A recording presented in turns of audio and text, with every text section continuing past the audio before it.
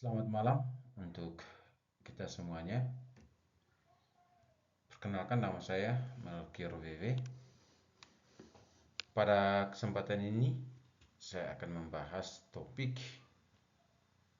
terkait dengan pendidikan moral dan kebiasaan menurut Aristoteles. Transformasi pendidikan karakter dari pengetahuan menuju tindakan nyata melalui pembiasaan yang membudaya. Ini konsep utama dari ahli filsuf Aristoteles yang berbicara tentang pendidikan moral dan kebiasaan. Namun yang terjadi bahwa akhir-akhir ini krisis pendidikan moral di sekolah semakin merebak, di mana kita lihat bahwa hampir setiap sekolah memiliki peraturan dan tata tertib yang lengkap, bahkan dengan kredit point. Namun realitanya tidak sedikit pun peserta didik yang melanggar peraturan, bahkan ada yang mengajak pendidik melakukan tindakan tidak pantas.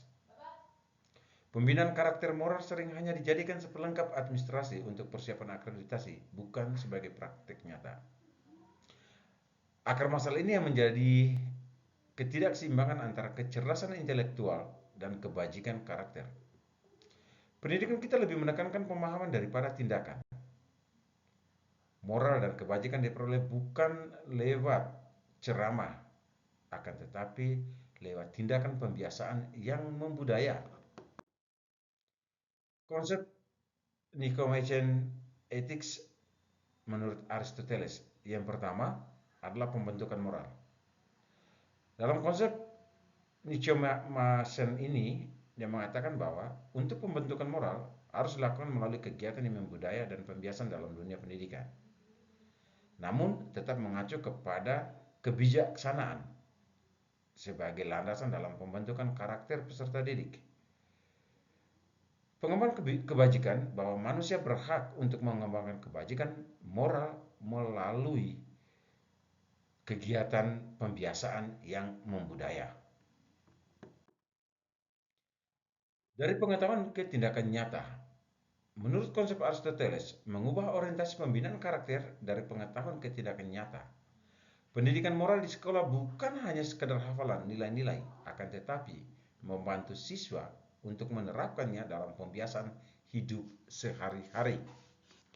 Membedakan mana yang baik dan mana yang tidak baik, mana yang benar dan mana yang salah. Yang pertama, bahwa dalam konsep Aristoteles kita harus memahami seperti apa, bagaimana, dan kapan bertindak bijak dan menerapkan dalam kehidupan nyata sehari-hari. Siswa belajar bukan karena hukuman atau ancaman, akan tetapi memahami nilai-nilai kebaikan moral dan etika.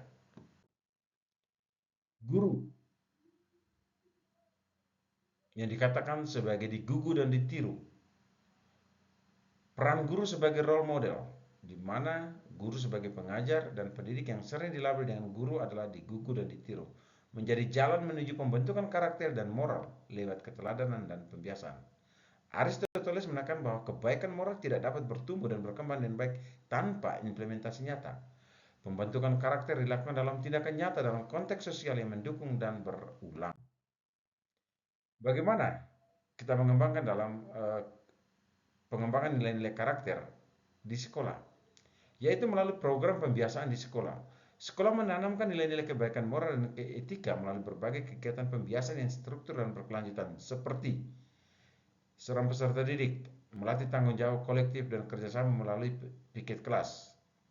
Yang kedua, membantu kesadaran spiritual dan refleksi diri melalui pembiasaan doa. Yang ketiga, melatih kebijaksanaan moral melalui kasus etika, berbicara tentang diskusi-diskusi moral yang terjadi.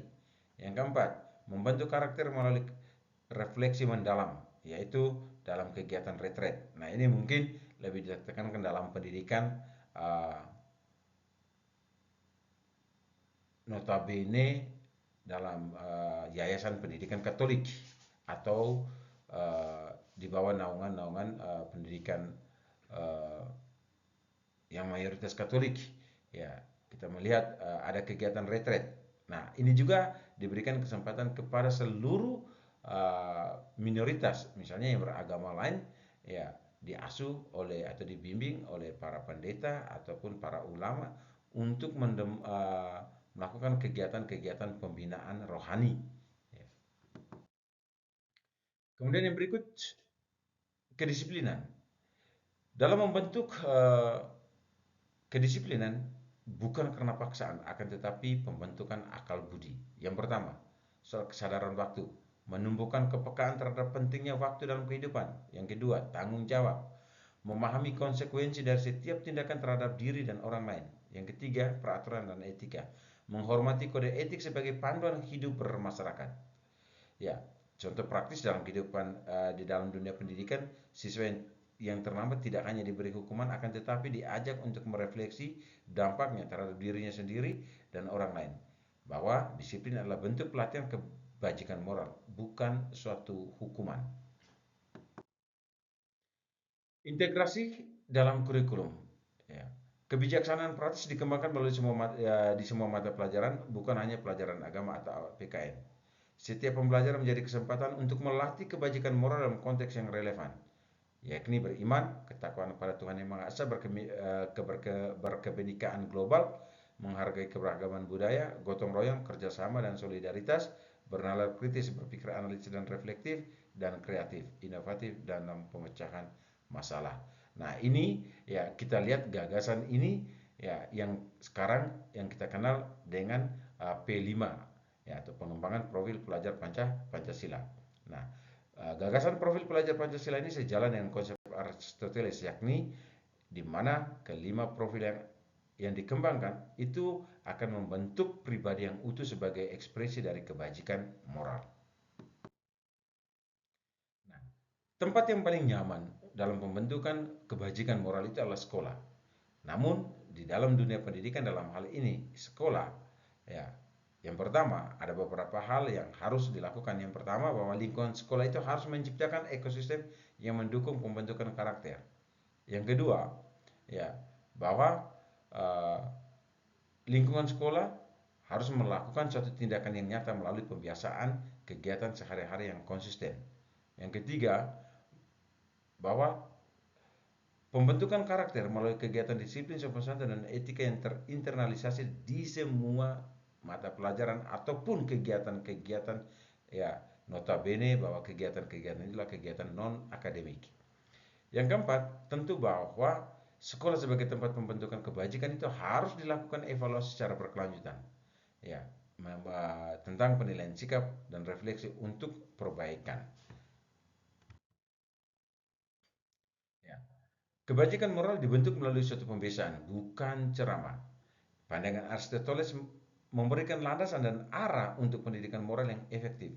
Sekolah bukan hanya tempat transfer pengetahuan, akan tetapi tempat pembentukan kebajikan moral melalui tindakan nyata dan pembiasaan yang membudaya. Yang pertama, keteladanan.